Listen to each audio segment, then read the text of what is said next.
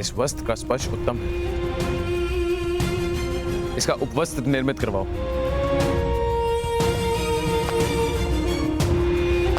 ताश्री,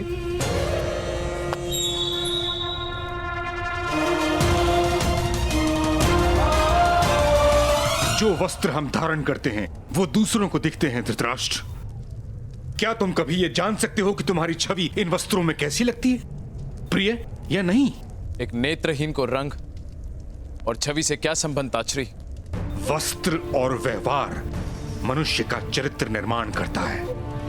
अनुचित वस्त्र और अनुचित व्यवहार से प्रजा की दृष्टि में राजा गिर जाता है। क्या तुम ये नहीं जानते? नेत्रहीन होना दुर्भाग्य है, किंतु मन, बुद्धि और हृदय से दृष्टिहीन होना अपराध है। आज राज्यसभा में पुत्र प्रेम के कारण तुमने एक सूत के बालक क्षोण को दंड दे दिया और यह स्थापित कर दिया कि इस राज्य में किसी को न्याय नहीं प्राप्त हो सकता। न केवल ये, बल्कि तुमने अपने पुत्रों को यह विश्वास दिला दिया कि वो हर प्रकार का दुष्कर्म करने का अधिकार रखते हैं। यदि दंड ना देता तो राजकुमारों का अपमान इस समाज की रीत बन जाती ताश्री। दंड के आधार पर सम्मान तो प्राप्त हो सकता है, किंतु उत्तम व्यवहार से समर्पण प्राप्त होता है और इस समय राज परिवार को समर्पण की आवश्यकता है, सम्मान की नहीं। बल के प्रयोग से ही समर्पण प्राप्त होता है ताश्री। बल से विद्रोह उत्पन्न होता है, इतिहास साक्षी है। अगर इतना सरल सा सिद्धांत तुम्हें समझ में नहीं आता तो तुम राजा बनने के योग्य नहीं हो।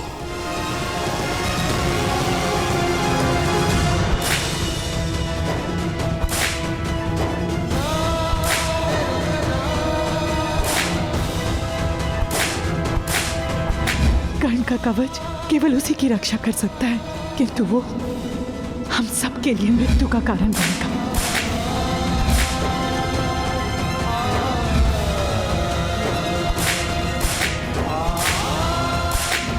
धनुष का स्पर्श करता है, उसका हाथ काट दिया जाता है। अपराधी 10 कोड़े मारने का आदेश है।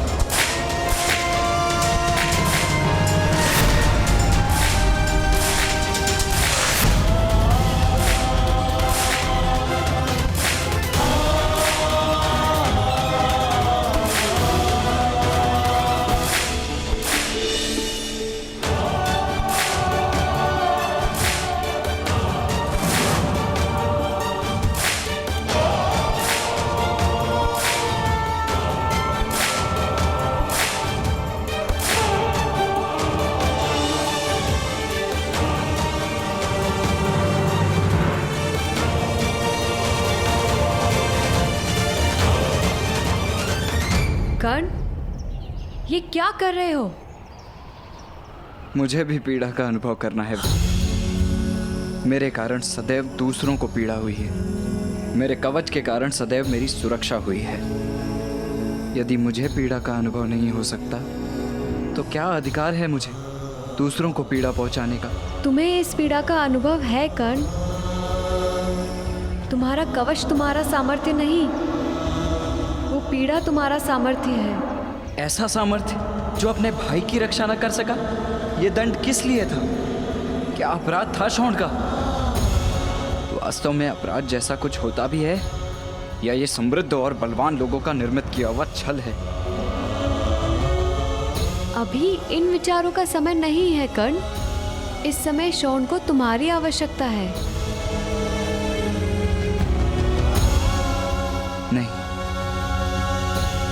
नहीं, मैं घर नहीं जा सकता वृषाली।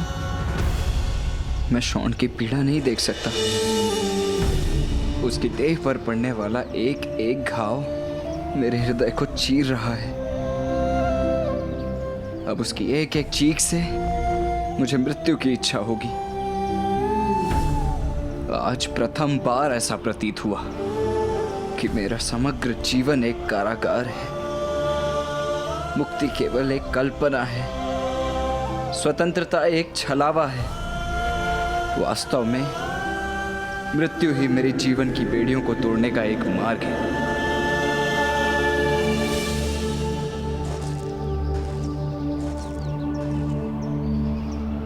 बर्दाश्त नहीं हो सकते कर्ण। तुम्हारे पास वो शक्ति है जो हमारे सारे समाज की स्थिति में परिवर्तन ला सकती है।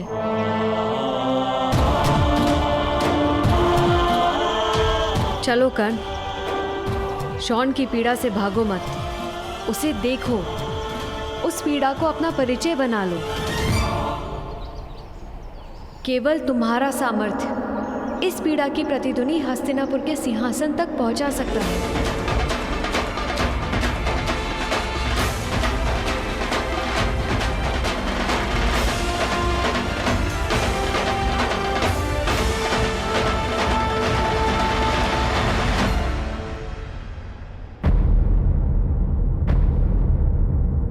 मैं जाकर पांडु को आदेश देता हूं कि अपने ज्येष्ठ पुत्र को राज अभिषेक के लिए शीघ्र ही। ताचरी, महाराज, ईश्वर ने किस बात का प्रतिशोध लिया है हमसे?